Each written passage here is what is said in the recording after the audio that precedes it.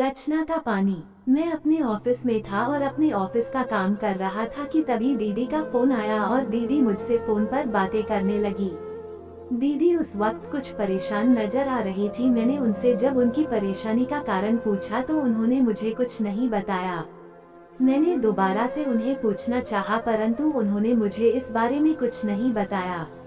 मुझे ये तो मालूम चल चुका था कि वो बहुत ज्यादा परेशान है और उनकी परेशानी का कारण मैं जानना चाहता था।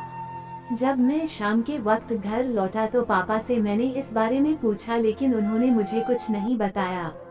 अगले दिन मेरे ऑफिस की छुट्टी थी इसलिए मैं दीदी से मिलने के लिए उनके घर पर ही चला गया।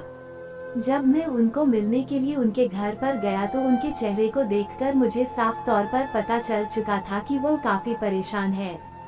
मैंने उनसे उनकी परेशानी की वजह जानने की कोशिश की लेकिन उन्होंने मुझे कुछ नहीं बताया परंतु मैंने जब उन्हें कहा कि दीदी तुम्हें मुझे बताना होगा कि आखिर तुम इतनी क्यों परेशान हो। एन दीदी ने भी मुझे कहा कि मेरी परेशानी की वजह मेरे पति हैं। दीदी की शादी को हुए 4 वर्ष हो चुके हैं लेकिन ये पहली बार था जब दीदी ने मुझे इस बारे में बताया था। जब दीदी ने मुझे जीजा जी के बारे में बताया तो मैं काफी ज्यादा गुस्से में था और मैं चाहता था कि मैं उनसे बात करूं। जीजा जी दीदी से डिवोर्स लेना चाहते थे और उन्होंने ना ही हमसे इस बारे में कुछ डिस्कशन किया था और ना ही दीदी ने हमें कुछ बताया था। दीदी ने जब हमें इस बारे में बताया तो मैं बहुत ज्यादा गुस्से में था और मैं जीजा जी से बात करना चाहता था। मैंने जब जीजा जी से इस बारे में बात की तो उन्होंने मुझे कहा कि हम दोनों के बीच कुछ भी ठीक नहीं चल रहा है इसलिए मुझे लगता है कि हम दोनों को अलग हो जाना चाहिए। मैं कुछ भी समझ नहीं पा रहा था लेकिन अचानक से ही दीदी और जीजा जी के बीच में झगड़े इतने ज्यादा बढ़ चुके थे कि वह लोग अलग होना चाहते थे। मैं काफी ज्यादा परेशान था और जब ये बात पापा और मम्मी को मालूम चली तो वह लोग भी अब काफी परेशान हो चुके थे। एन पापा और मम्मी बहुत परेशान थे। मैंने और पापा ने जीजा जी से इस बारे में बात करनी चाहिए लेकिन हम लोग दीदी के घर को टूटने से बचा ना सके।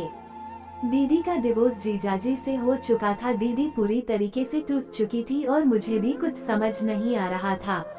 दीदी घर में रहती थी लेकिन वह किसी से भी बात नहीं करती थी। दीदी ने अपने कमरे को ही अपनी दुनिया बना लिया था और काफी समय तक ऐसा ही चलता रहा। धीरे धीरे दीदी को भी यह बात समझ आने लगी थी कि इन सब से कोई भी फायदा नहीं होने वाला है। शायद इसी वजह से दीदी ने अब नौकरी करने का फैसला किया और दीदी ने जब नौकरी करने का फैसला किया तो मैं भी समझ चुका था कि दीदी के जीवन में अब सब कुछ ठीक चलने लगा है। दीदी के जीवन में पहले की तरह ही खुशियां वापस लौटने लगी थी और वो हम लोगों से पहले की तरह ही बातें करने लगी थी। अब घर में भी खुशियां लौट आई थी। दीदी अपनी जॉब में पूरी तरीके से ध्यान लगाने लगी थी और वह बहुत ज्यादा खुश थी। समय बीतता जा रहा था और एक दिन दीदी ने मुझे कहा कि राकेश आज हम लोगों को कहीं घूमने के लिए जाना चाहिए। मैंने दीदी से कहा कि हाँ दीदी वैसे भी आज मेरी छुट्टी है और आज हम लोग कहीं घूमने चलते हैं। हमारी पूरी फैमिली काफी लंबे समय के बाद एक साथ कहीं घूमने के लिए गए थे। हम लोगों ने साथ में समय बताया तो सब लोग बड़े ही खुश थे और मुझे भी बहुत ज्यादा अच्छा लगा जिस तरीके से हम लोगों ने उस दिन साथ में समय बिताया। मुझे बहुत ही अच्छा लगा था और दीदी भी बहुत ज्यादा खुश थी। दीदी के चेहरे की खुशी बयां कर रही थी कि दीदी अपनी जिंदगी में खुश है। हम लोग भी इस बात से बड़े खुश थे जिस तरीके से उस दिन हम सब लोगों ने साथ में समय बिताया। मैं काफी लंबे समय से अपने दोस्तों के टच में नहीं था लेकिन उस दिन जब मैं अपने दोस्त महेश को मिला तो मुझे काफी अच्छा लगा। मेरी महेश से काफी लंबे समय बाद मुलाकात हो रही थी और महेश को मिलकर मुझे बड़ा अच्छा लगा था।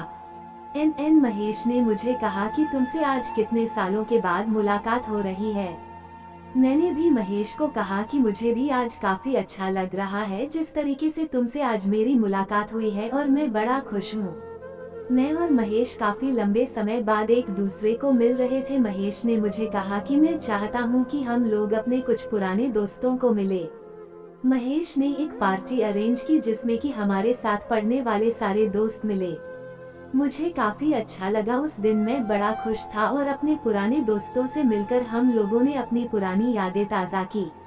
उस दिन के बाद महेश से मेरी अक्सर फोन पर बातें होती रहती थी और जब भी मेरी महेश से बात होती तो मुझे बड़ा ही अच्छा लगता और महेश को भी बहुत ज्यादा अच्छा लगता था जिस तरीके से हम दोनों एक दूसरे को मिलते और एक दूसरे से अपनी बातों को शेयर किया करते।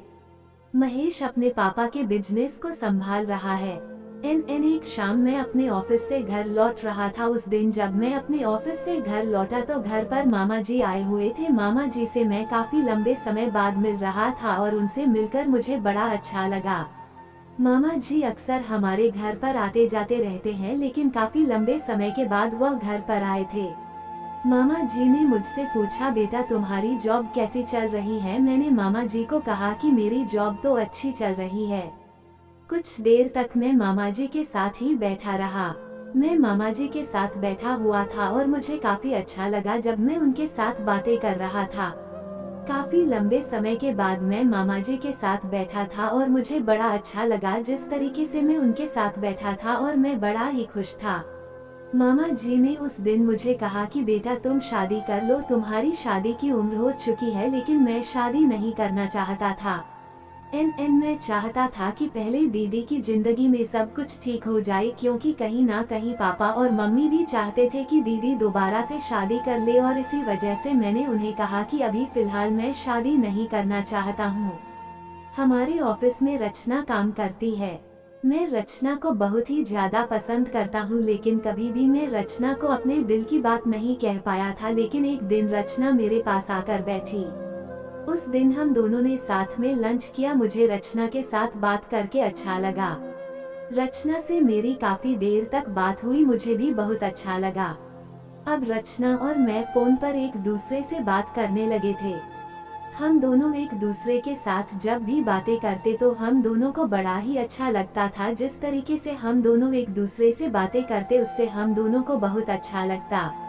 रचना और मैं फोन पर एक दूसरे से बातें करने लगे थे। एक दिन फोन पर हम दोनों की गर्म बातें हुई। उस दिन जब हम दोनों की फोन पर बातें हुई तो अगले दिन मैं रचना के साथ से था और वह भी तड़प रही थी। रचना और मैं एक दूसरे के साथ सहते थे। अब हम दोनों ने एक दूसरे आया था।